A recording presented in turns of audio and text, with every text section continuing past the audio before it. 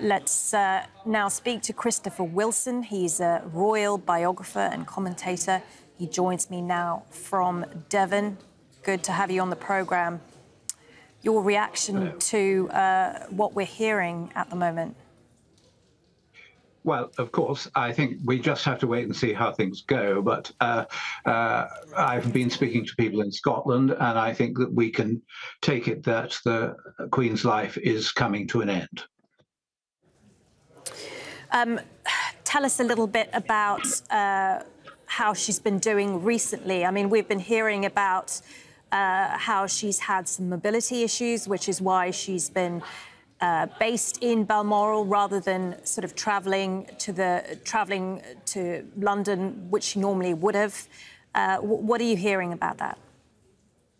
Well, I think what is remarkable about this sovereign is that she has clung to the throne and to her job until the very last moment. I think we can see that her powers have been declining for the last year at the very least. And she has done a very, very good job in managing what she's able to do and putting from her things that she wasn't able to do. She's gone on far longer than anybody could expect her to do. She's 96 years old, and she's doing, she has done all that she possibly can to retain the strings of power. And the very idea that she was able to stand upright a couple of days ago and greet the new Prime Minister, it would have been an iron will and determination on her part that she should do that to show that she is still sovereign until the moment she dies. Indeed, a very beautiful, heartwarming picture, and Liz Truss will have been glad to meet her on that day. I mean, she's such an important person, isn't she, for the people of the United Kingdom and people all over. Why? Give us a sense. I mean, you're a royal biographer. Why does she mean so much to so many? I think that she is a thread of continuity which has taken the nation through. I mean, there are people who are 80 or 90 years old in Great Britain who, as it were, saw this princess become a queen and have lived with her through thick and thin, through changing times, all that time. It's very reassuring in a changing world that some things remain the same. And then for each new generation that's come, people have been born and died within the space of her reign. She has always been there. She is a constant in people's lives in this country. She has meant so much. Let's talk a little bit about her husband, Prince Philip, who had been by her side from a very, very long time, from when she was in her early 20s. He was with her throughout the entire time. He stood by her side. How difficult do you think it's been for her since losing him? I think that we can see there was a turn in the road at the moment that he died. At that point, she weakened perceptibly and perfectly understandably. I mean, he had stood by her, he had been her support, the only person really in the whole royal family that she could trust and rely on. And, you know, the loss of him at her extremely advanced age was really more than she was able to cope with. And so what we saw was this slight retreat, but it was nothing like the retreat of other sovereigns in other times. She kept on doing what she could do. She kept on being as visible as she could. She mastered doing Zoom meetings and so forth in order to be able to keep in contact with the outside world and to show that she was still queen. It was quite a remarkable act. But of course, the loss of Prince Philip really did change the game. Yes, she was absolutely incredible. Always looked fantastic at her best in the most beautiful of clothes, of suits.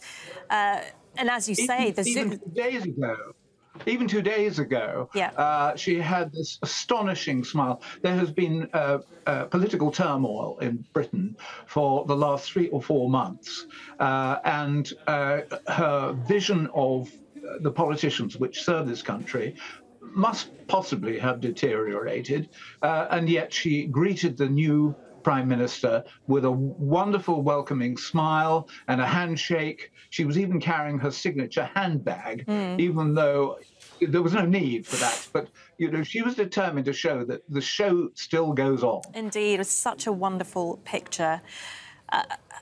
Britain, of course, going through a very, very difficult time. The people of the United Kingdom, we've been talking about the high cost of living, the energy bills. It's such a difficult time for them. And the Queen, of course, means so much to so many. I mean, this sort of news couldn't come at a worse time, could it? I think that's absolutely right. I mean, we have, as you say, we've gone through a very difficult time recently, and rather like the King and Queen during the Second World War, George VI and the Queen Mother, if everything was really horrible, what you could do is rest your thoughts on something neutral and mildly glamorous, and rest your mind. And the Queen provided that in these times, all the way through COVID, all the way through the problems which we've had to face ever since. She's been a constant, something that is non-controversial, non-political, and just something that you can rest your mind on and feel good about. You are a biographer, and I just want to ask you, the way things are being handled at the moment, the fact that we received the statement from Buckingham Palace, we know that Prince Charles is there with her in Balmoral, and Prince William is on his way there. I mean, what do you read into all that? I mean, what do you think is happening?